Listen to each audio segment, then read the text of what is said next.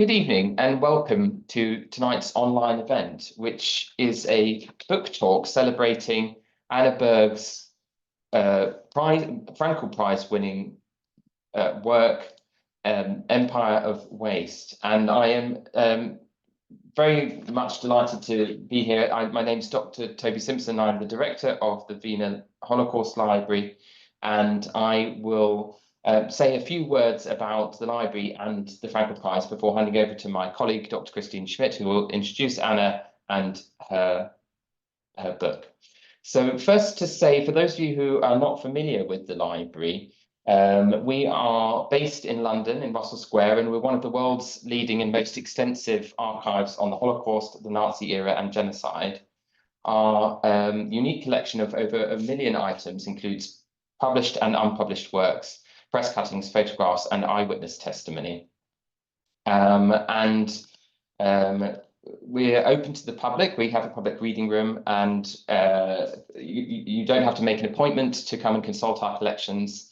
As a public resource, one of the things that we're very proud of doing is providing the collections and resources for scholars like Anna and others to research their works. So that's a big part of what we do. And one of the things that has helped us to support the scholars and innovative works of history has been the Ernst Fraenkel Prize. And in fact, we are now in the 35th year of the Fraenkel Prize, which is quite an astonishing achievement. And there are many historians who have really pushed the boundaries of the field and advanced understanding of the Holocaust and also other genocides through and been recipients of the Fraenkel Prize in the past, and that's something that we're of course delighted about, and we're very proud of the prize and also the prize winners. So just to say a little bit about Ernst Fraenkel, who essentially helped the library to establish the prize 35 years ago. Ernst Fraenkel was himself born in Breslau and came to Britain on the Kindertransport. And he, after having developed a successful career himself in the commodities business, became involved in the library after really, in some ways, in a coincidence, becoming aware of its existence and becoming passionate about the collections and the work that the library was doing. And he became chairman of the library, in fact, and it was really through his efforts, including his fundraising efforts, that the library was, in a sense, reinvented and managed to sustain its work and grow its work in the years when he was chairman and beyond. And so we're incredibly grateful not only to Ernst, but also to the charitable foundation, which is now in the trust of Ernst's children, Martin and Ellen, who are patrons of the library and who have continued to support the library over the years, and we're incredibly grateful for their support. And I know they take a great interest also in the Fraenkel Prize. So it really is an important pillar of the library's work. And I also do want to say a word of thanks to the Fraenkel Prize judges, Dr. Zoe Waxman, Professor of History at the University of Oxford, Professor Tim Cole of the University of Bristol, and Professor Deborah Dwork at Clark University in the United States. And the submissions this year really have been outstanding, and I'm sure everyone joining tonight, like me, are excited to hear Anne Berg talk about her book. So to introduce Anna, I'm going to hand over to my colleague, Dr. Christine Schmidt, the Deputy Director of the Library and Head of Research. So over to you, Christine. Thanks, Toby. It gives me great pleasure to introduce tonight's speaker and our prize winner. Anne Berg is Assistant Professor of History at the University of Pennsylvania. She studies the history of waste and recycling, film and cities, racism, and genocide. Trained as a historian of modern Germany and Europe, Anna increasingly ventures into more global terrain. Her research proceeds along a number of parallel tracks connected by a sustained interest in the visual, the spatial, and the material. Berg has published articles on the history of waste in Nazi Germany, the United States, and South Africa. At Penn, Anna teaches courses on the history of National Socialism, world history, environmental history, and the history of garbage. Her book, Empire of Rags and Bones, Waste and War in Nazi Germany, was published by Oxford University Press in 2024. And I'd like to congratulate you again on this prize-winning book. And I'm just before I hand over to you, just a bit of housekeeping. Everybody's kept on mute during our book talks online, but please feel free to post your question in the chat at any time. Please direct them to me because I'll be picking up the questions and passing them to Professor Berg. So without further ado, Professor Berg, the floor is now. Thank you so very much for this generous introduction. I am absolutely honored and delighted to be here. Would like to express my thanks to the Wiener Library for hosting me, and to all of you for coming and giving me an opportunity to talk about my work. I also would like to thank the Fraenkel family for the important memory work that they're doing, and for supporting scholarship like mine. Of course, I would also like to extend my deepest gratitude to the jury for engaging with my work. I'm truly honored to have been awarded the Ernst Fraenkel Prize, and I am really excited to be able to share a bit of my work with all of you here tonight. So I'm going to share my screen and dive right in. I hope this is working. Yeah? Okay, great. So I should maybe say up front, yes, it is perhaps a bit unusual to think about garbage and genocide at the same time. I don't mean to sensationalize.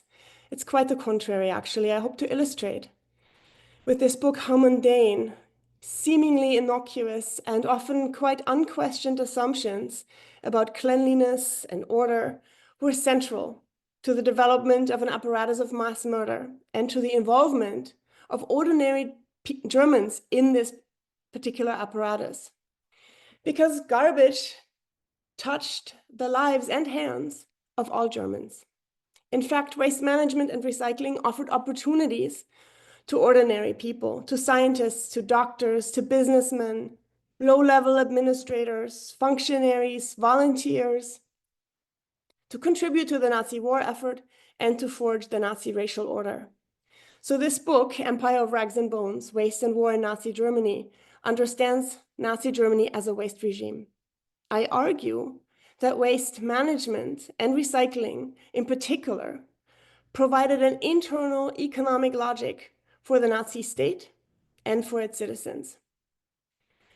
The book argues that waste management was central to the Nazi genocide, that resource-saving schemes, rather than race hatred alone, explain the participation of ordinary Germans in a genocidal regime.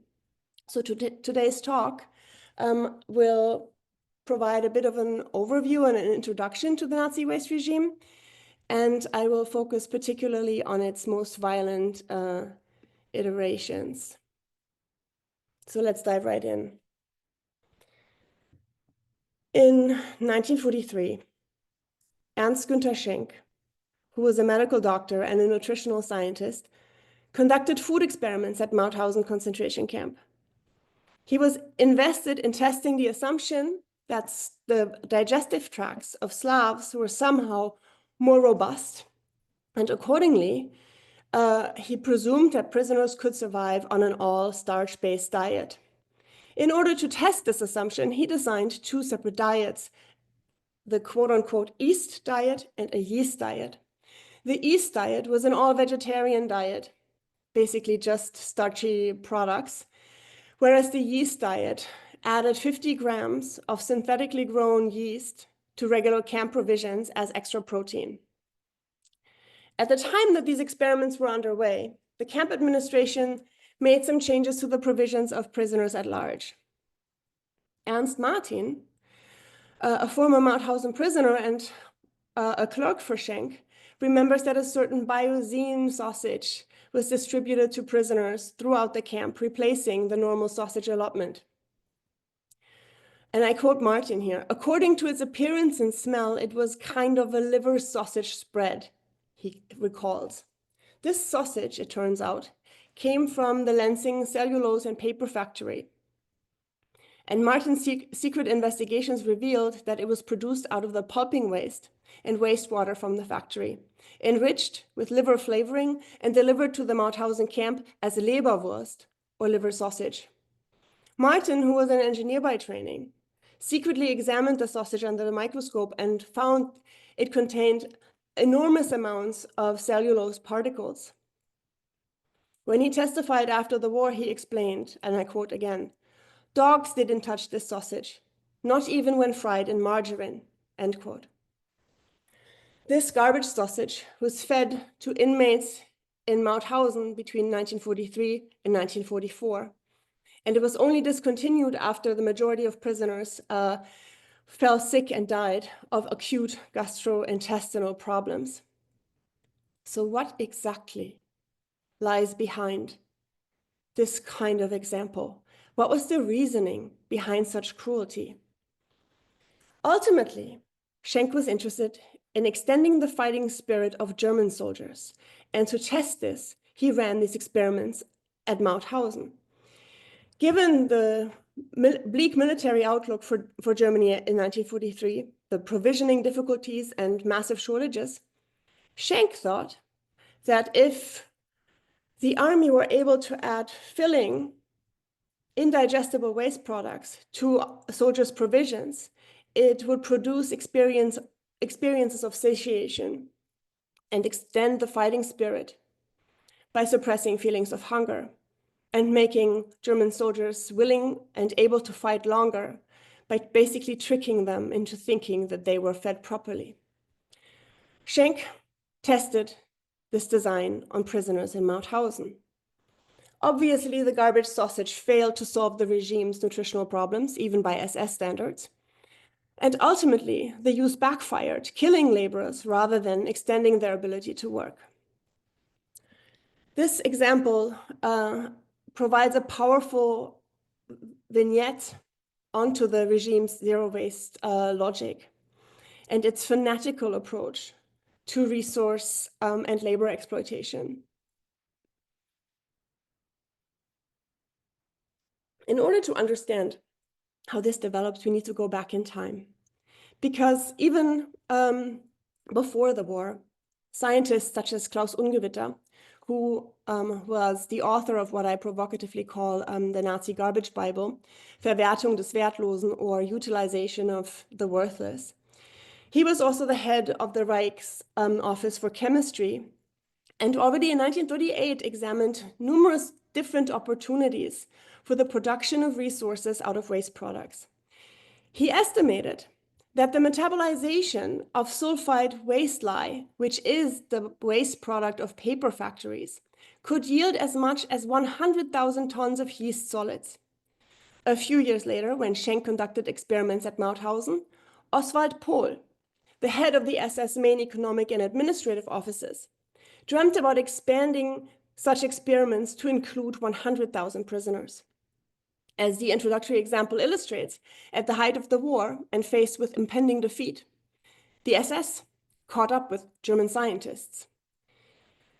What is more, in the years after World War I and the loss of German colonies, many on the far right, the Nazis included, fantasized about imperial expansion, stressed resource poverty, and territorial losses.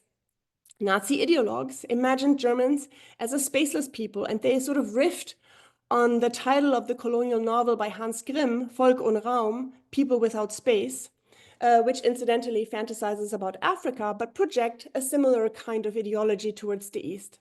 The title, however, captured the ideological imagination of the Nazi regime and undergirded their ideology of lebensraum, a clear vision for eastward expansion.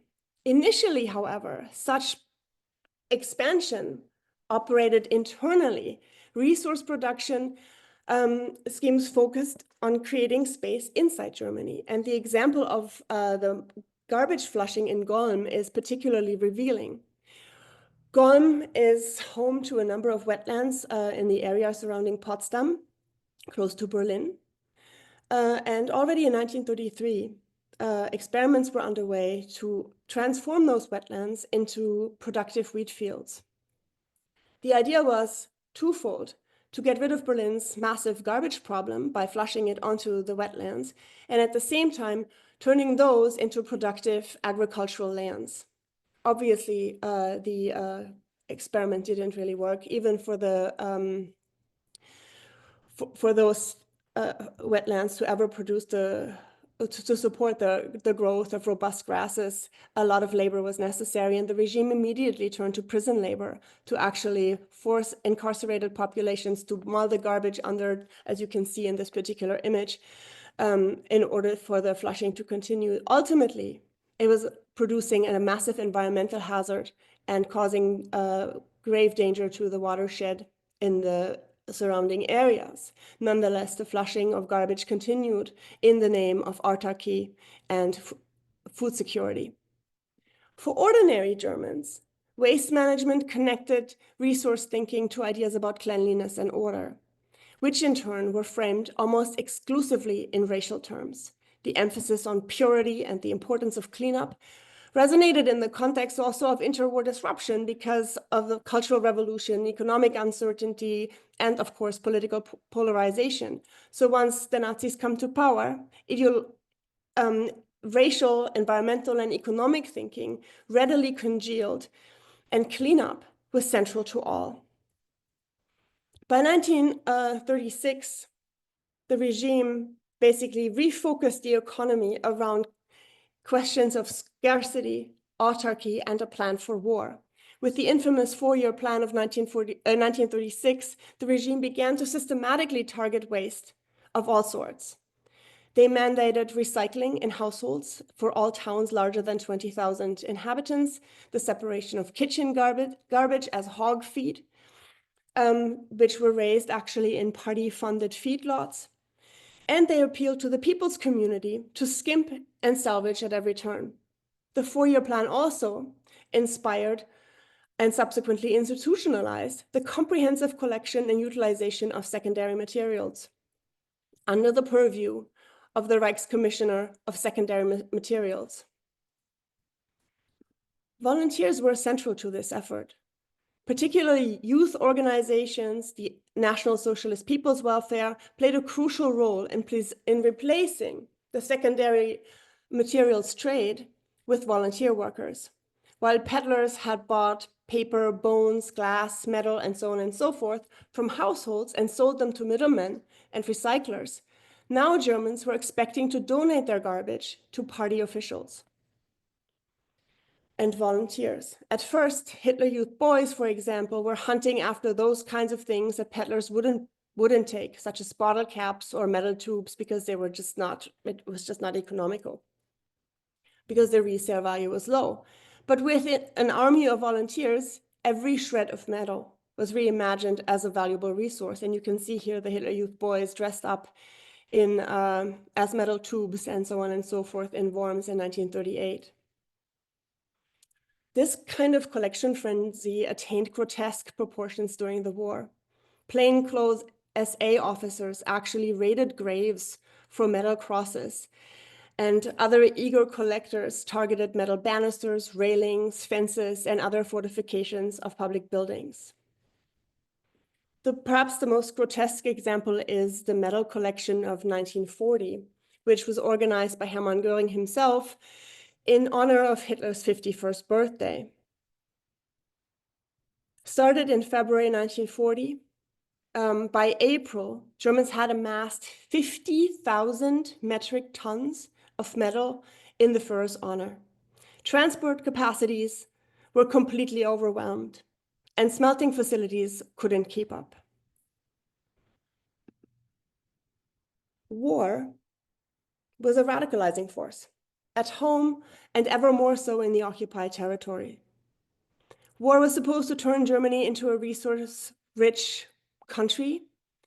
Instead, war produced an obscene amount of waste. Stranded and defunct military equipment, shells, abandoned vehicles, airplane junk, rusted tanks, blasted bridges, and railroad sleepers, as well as rubble from destroyed villages and towns. Immediately after the invasion of Poland in September of 1939, the four-year plan authority began to develop the structures that would oversee the systematic gutting of Poland. As part of this, the regime set up special organizations to dismantle all movable assets, metal in particular, but included secondary materials of all sorts, and metal was of particular importance. The reality was quite chaotic. While the Nazi occupying forces started to indiscriminately dismantle assets in Nazi-occupied Poland, until even the general governor, Hans Frank, decided that this is taking matters too far because such comprehensive gutting would impede the ability of the general government to maintain a slave labor force to support the needs of the German army. As the Germans advanced into Soviet territory, booty crews and requisitioning commandos followed in the footsteps of the army to return to the Reich any and all materials of value. Chaos and brutality characterized these operations because the regime relied almost entirely on forced labor and POWs for the demolition, disassembly, decommissioning, loading, and freighting of all the amassed junk. In fact, forced laborers had to make their own tools from the metal scrap before they were able to tackle the mountainous accumulations. It turned out that much of this stuff couldn't be transported, let alone smelted. Yet the hunt for junk continued unabated. By 1943, Heinrich Himmler personally ordered what was called die Großschrottaktion, a mass junk recovery mission that was designed to remove all junk from destroyed Russian villages and towns. It not only demanded the collection of all metal pieces in the occupied territories, such as machines, vehicle tanks, and so on and so forth, but all sorts of recyclables, including empty bottles, cans, and textiles. When transport failed, the Germans cited junkyards, such as the one that you see here, which is located in Smolensk in the former Soviet Union. This entire apparatus of hoarding, plunder, and recycling relied exclusively on forced and slave labor. Accordingly, we need to understand the parallel development of labor exploitation and its connection to the waste economy. So I want to start by talking about the early camps. The initial concentration camps that were set up in 1933, 1934, were not labor camps. They have been described as wild camps, often established in vacant storage sheds or cellars of public buildings to contain political enemies rounded up by the SA and other political soldiers. There was no plan, no distinct logic to these early camps. Rather, they were often set up according to the needs of local Nazi officials. All of this changed when Germany returned to full employment in 1936. The four-year plan ramped up armaments production, and labor considerations started to factor in differently. For the first time since the end of the First World War, the problem with labor was not looming unemployment, but an acute labor shortage, a shortage that the voracious war economy only exacerbated.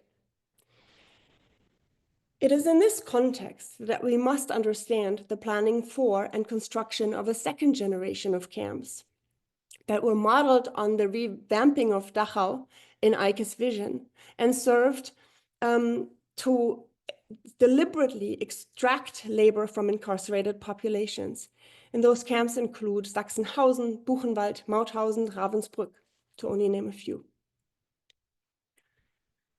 Recycling was a key component from the very beginning in SS barracks and in the camps more broadly.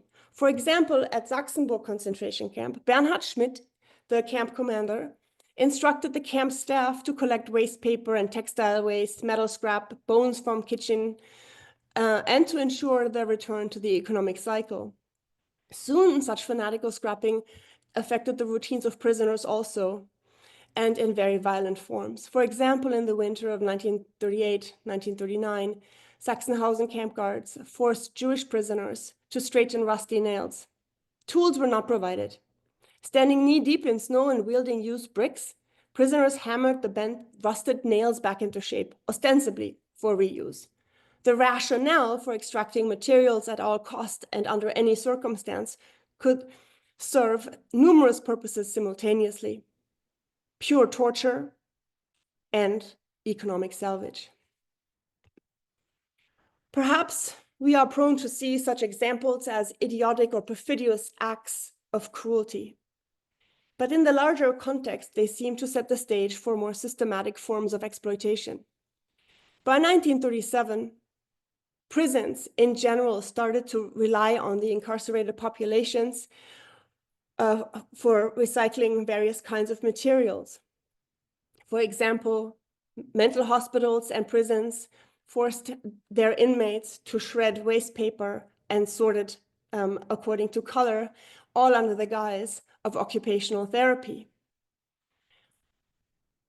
That same year, in 1937, we see the first comprehensive scheme to use prison labor for recycling. A venture between the Reichsbahn, the railway authority, and the Ministry of Justice was started at the penitentiary in Kassel, Wehlheiden. On site of the prison, the Reichsbahn built brick barracks over the course of 1937 for a plant in which inmates would manually disassemble electric wiring, batteries, light bulbs, and eventually other electrical equipment for the reuse of various parts. And this happened for the first time on an industrial scale. This kind of work, and neither the Reichsbahn nor the Ministry of Justice had any compunctions about spelling out the rationale here, could only be profitable if performed by essentially free labor of prisoners. And please note, if you see on this slide, the people depicted here in the photographs compiled for a joint report of this venture are not prisoners. They actually are expert supervisors from the Reichsbahn to basically demonstrate prison labor. In 1938, 115 prisoners had dismantled almost 90,000 kilograms of wiring under the supervision of the Reichsbahn.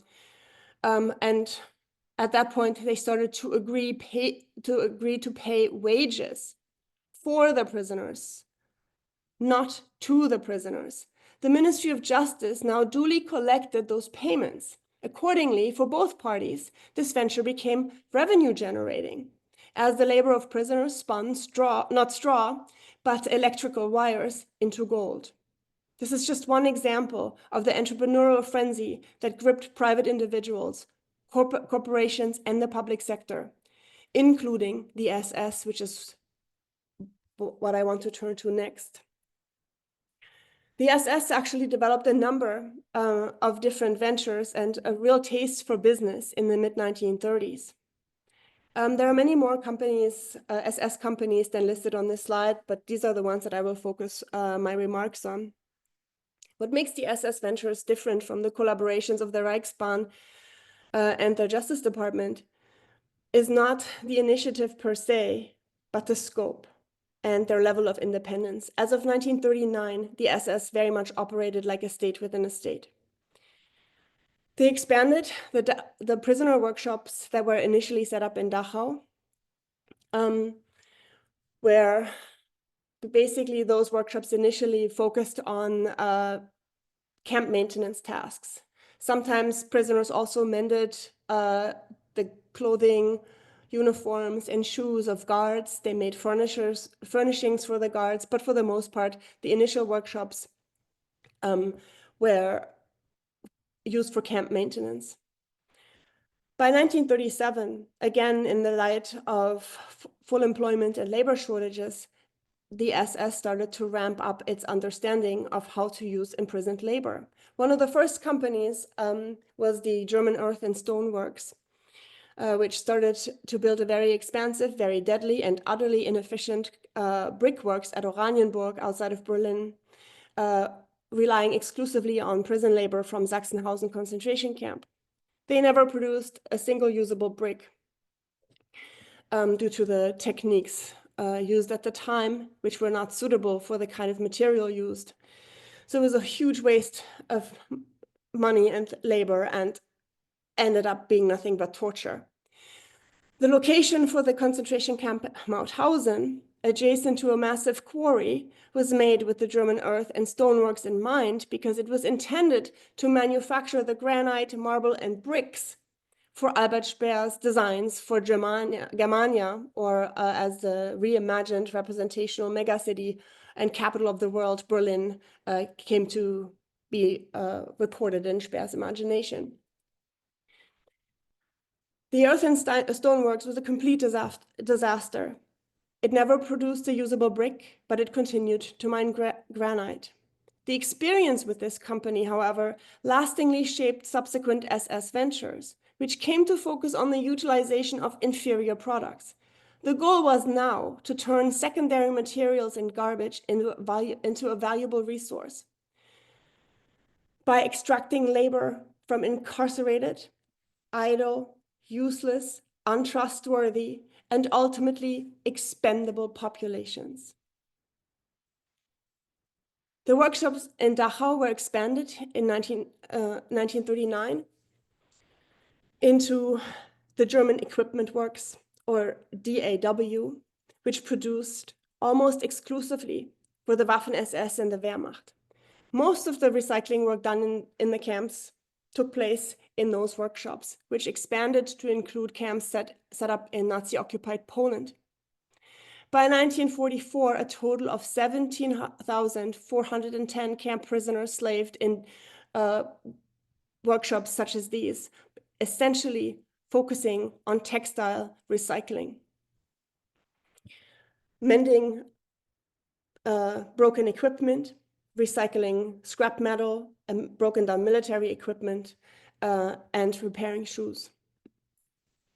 The most successful of the SS ventures was the Texled, short for a company name of Textile and Leather Recycling.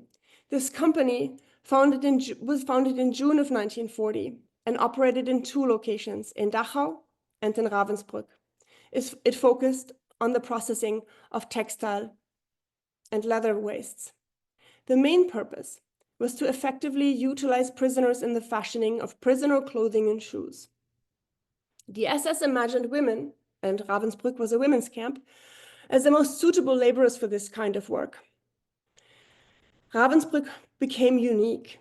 It was an absolutely industrial organization that was set up using low or unskilled labor under immense violent pressure to produce output that could compete with that on the free market. And ultimately, I should say, the women at Ravensbrück manufactured the entire striped uniforms for prisoners in all of Germany's camps combined. Workshops included a tailoring workshop for processing fur, a knitting mill, weaving mill, a workshop for making sanitary wares, a mat weaving workshop, a straw shoe weaving workshop. Women's worked in 2 shifts for 11 hours each under excruciating conditions. They made products such as underwear, woolen vests, fur-proofed winter coats, mittens, and straw shoes for German military formations, Waffen-SS, and police battalions. As war and genocide produced raw materials, such as shoes and textiles, in staggering abundance, textile and shoe recycling characterized labor in other camps, in all camps, all across Germany, even if not with the same industrial meticulousness as in Ravensbrück. Cruelty here made up for scientific management. Prisoner memories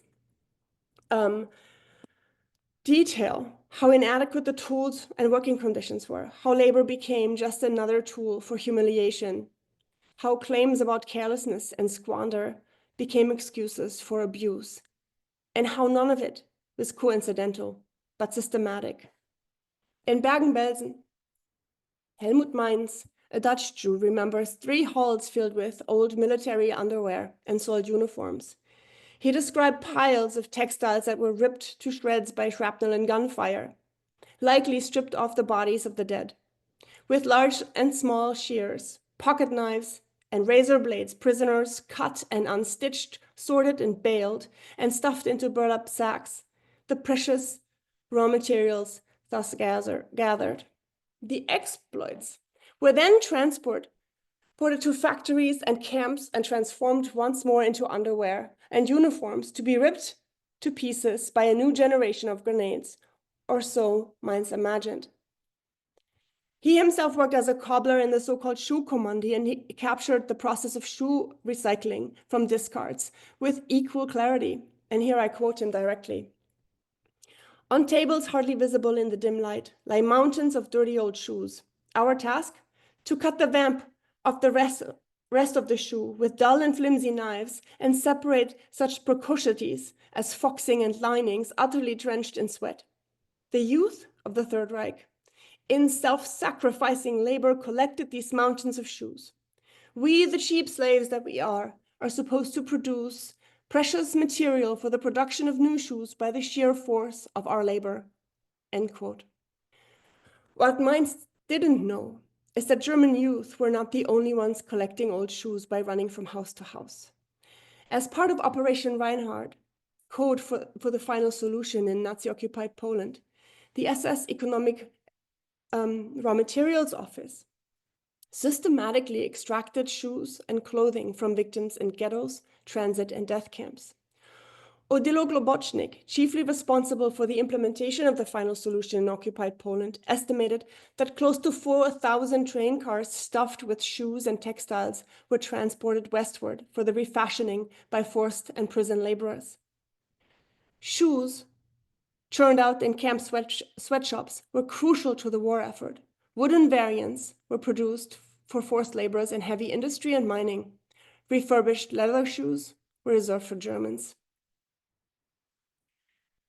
In Nazi-occupied Poland, German occupiers scaled up this model of labor extraction and resource production by secondary materials processing through forced labor infinitely, making no provisions and depriving Jews forced into ghettos of any form of normal income. The Nazis basically enforced the development of a ghetto economy where Jews, often entire families, slaved in sweatshops to produce underwear, bed linens, and other essentials for the occupying troops and police formation by recycling secondary materials and waste products.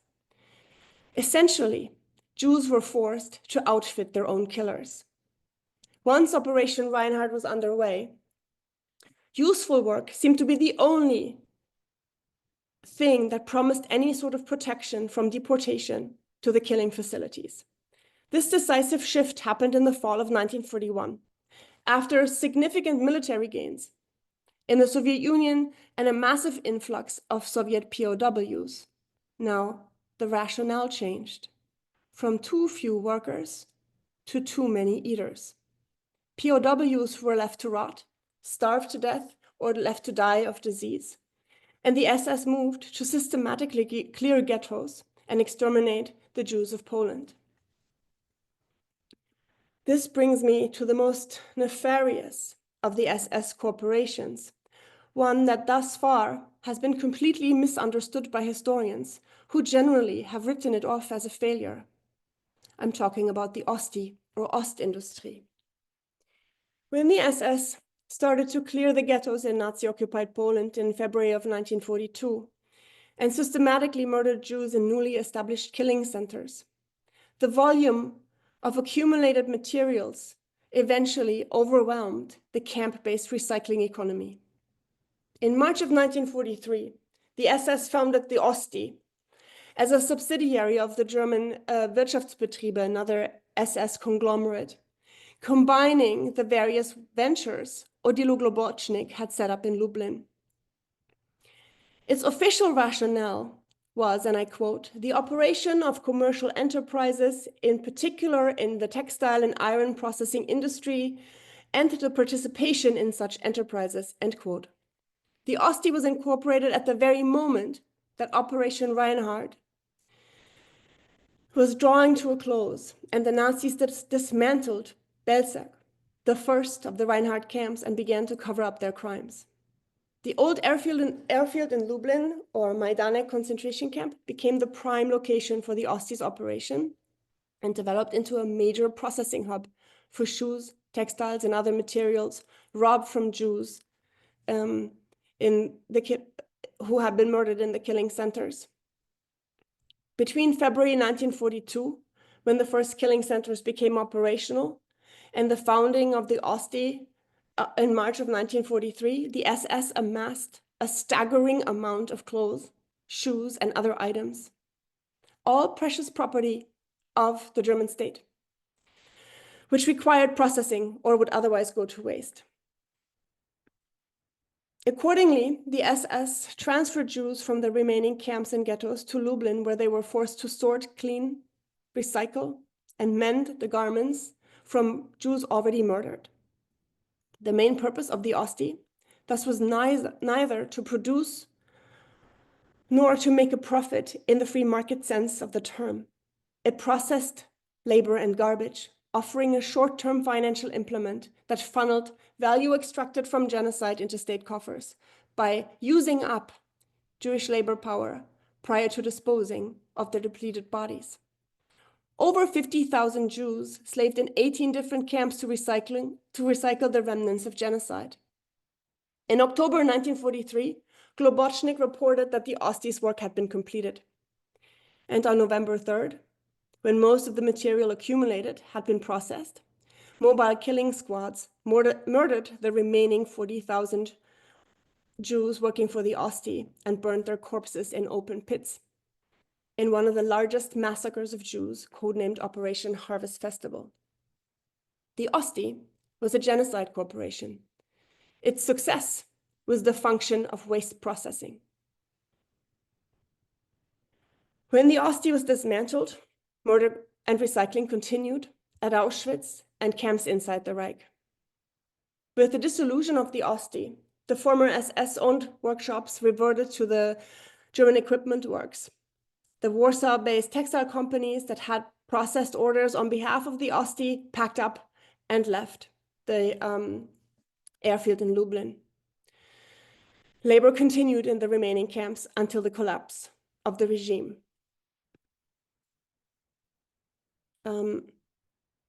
We don't have that much time left. I want to conclude with just maybe one example to underscore my argument about the Nazi empire's zero waste rationale and its carceral economy.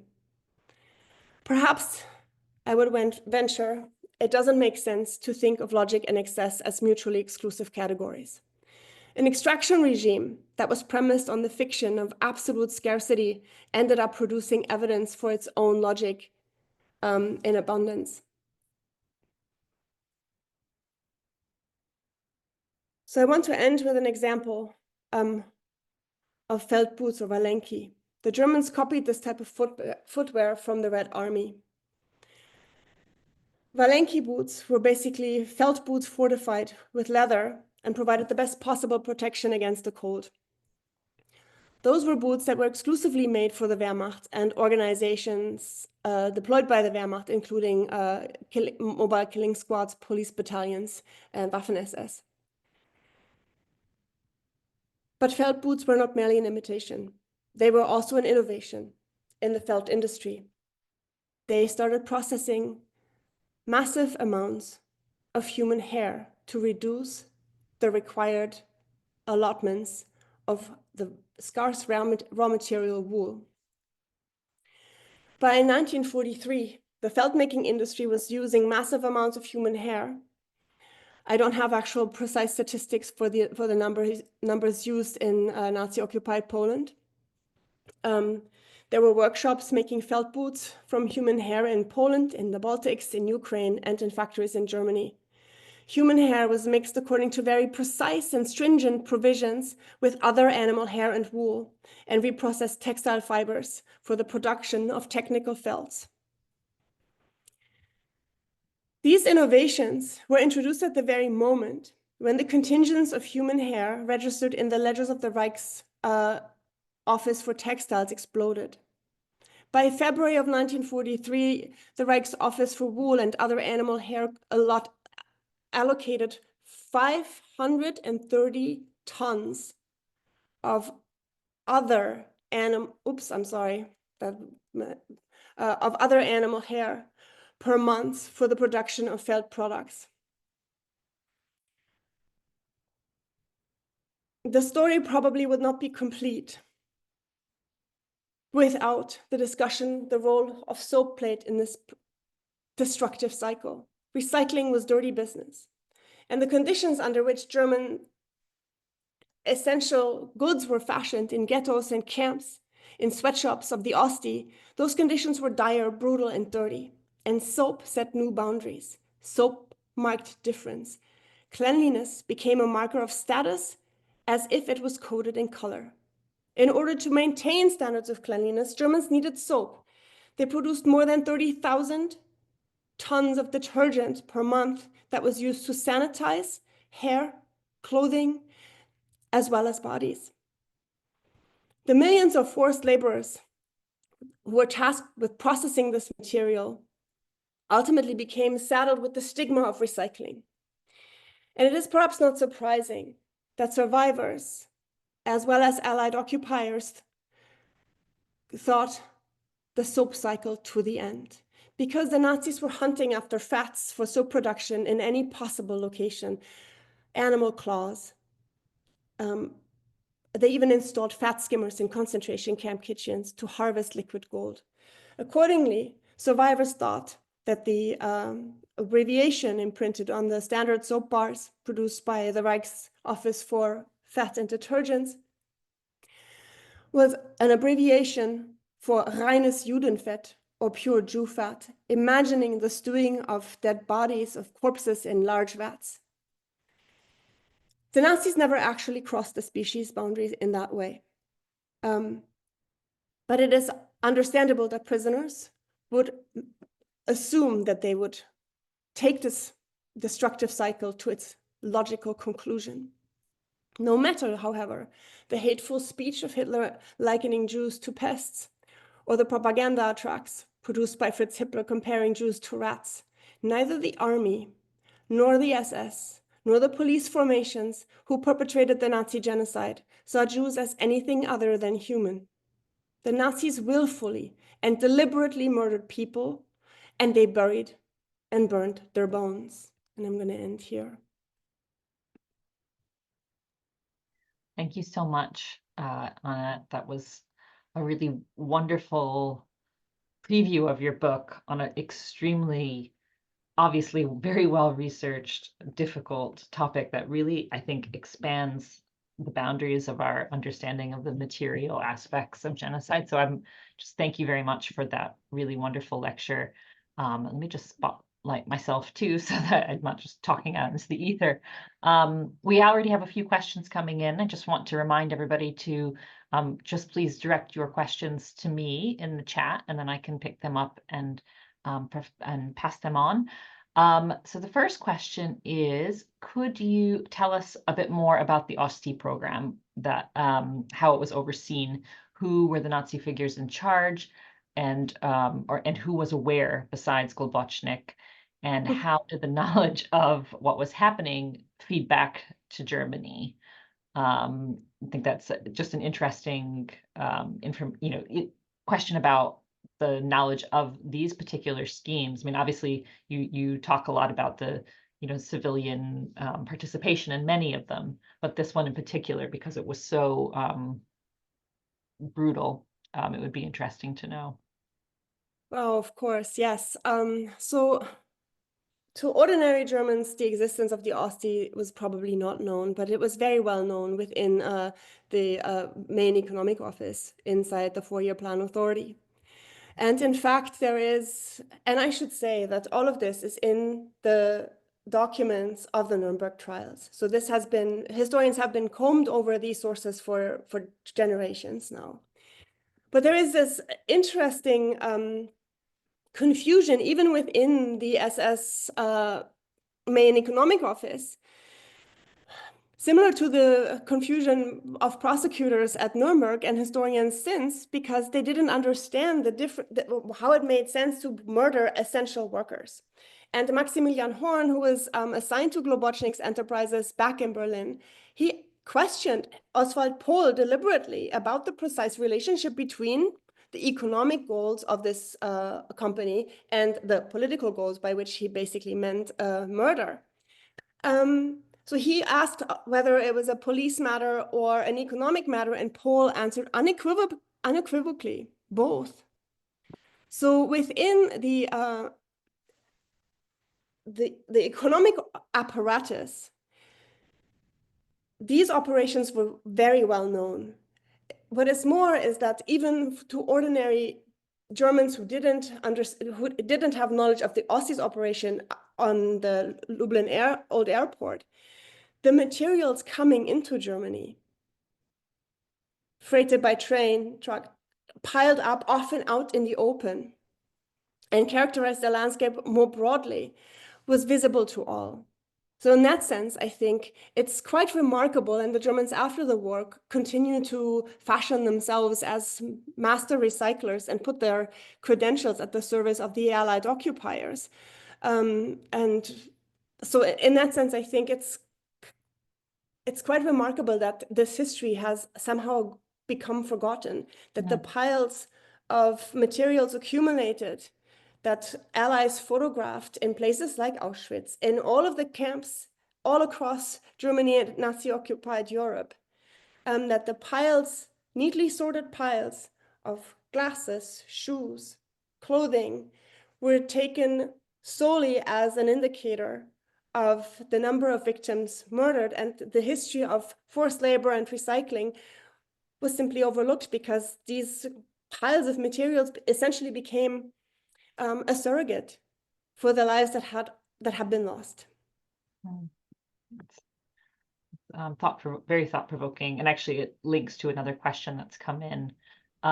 How you came to work on this topic. I know this is kind of part of your larger research focus, as we said at the beginning, but the person asking is saying that one of the great things is that this gives such an interesting perspective, but it, as you have just said, it hasn't really been treated, and it's not something that people would immediately think of when working on waste. So how did you talk about these sources being readily available for many, many decades, and people have looked at them in a particular way but not thought of this. Why do you think it's been so neglected?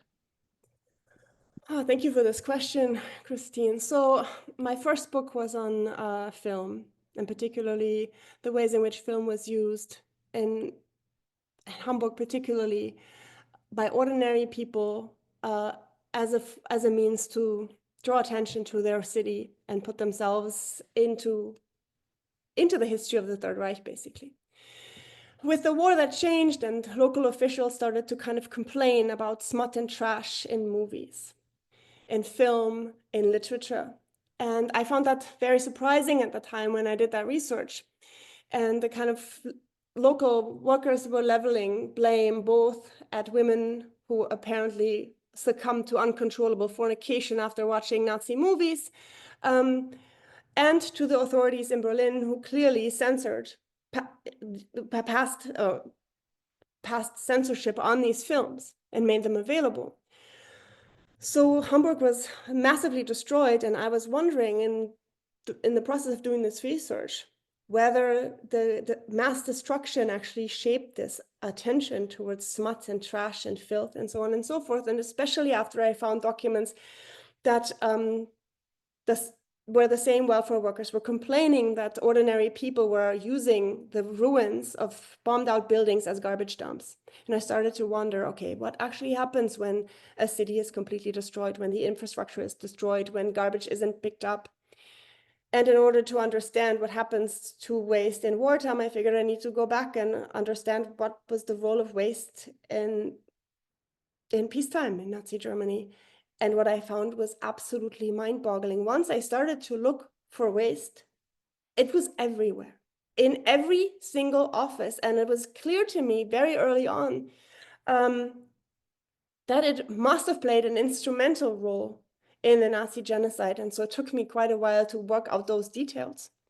But the rhetoric around resource extension, scarcity, and the fanaticism of labor exploitation was present everywhere. And even ordinary people made arguments, like businessmen, made arguments about the strategic importance of cleaning products at the very end of the war, amidst the entire implosion of the regime, somehow arguing for forced labor allocations for their company that was recycling cleaning rags and producing fresh cleaning rags from those recycled rags for the war economy. So in these sort of individual stories, whether it's individual businessmen or scientists that are examining whether they can somehow press ash or coal dust into briquettes for to extend fuel reserves, just indicate to the extent to which this kind of resource fetishism really characterized the understanding of economic thinking in Nazi Germany more broadly. And that's kind of how I came from representation in film to the material conditions in the very places where people were forced to do this kind of labor. It shows a very close thinking of those representations. It's really impressive. Thank you for that. Another question, did the clothes of political prisoners deported to concentration camps also go to Lublin? The person asking the question is wondering in particular what might have happened, for example, to a silk negligee belonging to a female political prisoner deported to Auschwitz-Birkenau. Would something of that quality have been reused, perhaps by an SS wife, or sent back to Germany for resale, or used as raw material to make into a different garment? Yes, so basically by the time the Jews were concentrated in ghettos, and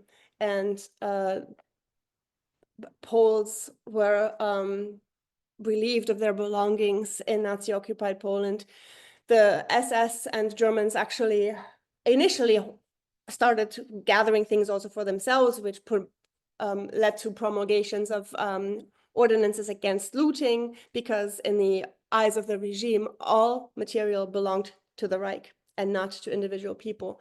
So basically, we're seeing the establishment of a very complicated process where forced laborers first sort materials, and then there's hierarchies of materials.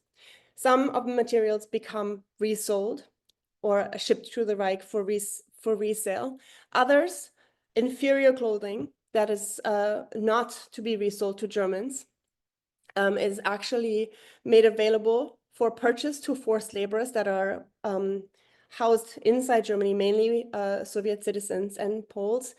They considered it the largest number of forced laborers inside the Reich, and they were forced to use their meager wages that they were being paid to both pay for the accommodation in the POW camps and forced labor camps, and to purchase clothing. Most of those clothing, most of this material was robbed from local populations across the occupied East. And the Nazis did not differentiate whether a garment, be it a fur coat or an ordinary shirt, came from a Jewish person or not, a political prisoner or a person who was Sinti or Roma. Once sorted, the materials basically were classified according to their material characteristics, not according to who had owned them. Thank you. And then we have, I think, just looking at other questions. I think we have time for one more, if that's okay for you. Oh, sure. This person is thanking you for your talk and says, today we are used to hearing zero waste as a cheery slogan. So it can be jarring to hear about zero waste as a Nazi idea or in this Nazi context. So they wanted to ask about your views of the 21st century waste reduction rhetoric. And this is a great question. And are there ways in which these economic and environmental logics continue to cause harm? Thank you for this question. Yes, and this is a question very dear to my heart, because most people don't know what zero waste actually means. In garbage speak, it means landfill diversion. It doesn't mean that we're not producing waste. So in many ways, the sort of, especially in the United States, and I don't know if Great Britain is similar in that respect, Germany certainly is, if not more extreme. This kind of focus on consumer recycling is intense. It's basically taught to children by the time they're entering preschool: reuse, reduce, recycle. However, if we look at the statistics, and I don't know for European countries, but I know for the United States, every ordinary American carries about 100,000 American tons of garbage to the curb over the course of their lifespan. The system, however, produces 2,700 tons of waste on behalf of each and every American, so that our focus on consumer waste is entirely misplaced. The vast majority of waste accrued in our capitalist system is due to mining, construction, various industrial endeavors. Consumer garbage is a very minor fraction in this. And so in many ways, there are very uncomfortable parallels in the ways in which we are invited to participate in a system that continues to deliberately rubbish the planet and extract resources and make us think that by recycling, we are doing some sort of greater good. I'm not making an argument against recycling, but I want to draw attention to the fact that by throwing our plastic bottles into a designated recycling container, that is not recycling. The labor is done elsewhere. And for the most part, still to this day, it is populations that are under-resourced and undervalued that are essentially left to do this kind of work. Meanwhile, since China closed its borders to the world's garbage, it was the primary recycler of plastics, for example, often in very horrible conditions by families living in mountains of plastic waste. When China closed its borders to the world's garbage in 2017, a lot of the recycling that we all dutifully collect ends up in waste-to-energy plants or incinerators, or is shipped to countries that do not yet have, poor countries that do not yet have developed the ability to resist this kind of flood of our waste products. So I do think that while very different, waste management ends up reproducing the system in which service it is deployed. So the same kinds of activities serve the function of systemic maintenance, whether it's in a fascist regime, in a capitalist regime, in a socialist regime. Those are some of the insights that I have derived from this research, because waste disrupts our sense of order and comfort when it is entering our otherwise clean spaces. And so it has a particularly visceral quality that people react against. And so by making it disappear, the system is able to function. That's why garbage strikes are one of the most effective in drawing attention to under-resourced community and the labor involved in making society's discards disappear. Thank you for that. And wanted to say, of course, thank you to everyone for joining this evening. I did put a link to Anne's book in the chat. I think the talk and the questions, how you've answered them. Someone is saying, as a German, I can confirm that recycling has become a so-called virtue, almost devoid of context. Just wanted to add that in. And you're getting lots of claps. But if you are interested in purchasing the book, and I hope you will, there is a link in the chat, because I think this has been a wonderful way to highlight the book. And I wanted to congratulate you again on winning the Fraenkel Prize, and for taking the time to talk to us today about your research, very fascinating research. And thank you again for this talk. Thank you so much. Thank you, everyone, for listening. Thank you, everybody, and have a lovely evening. Thanks, Anna.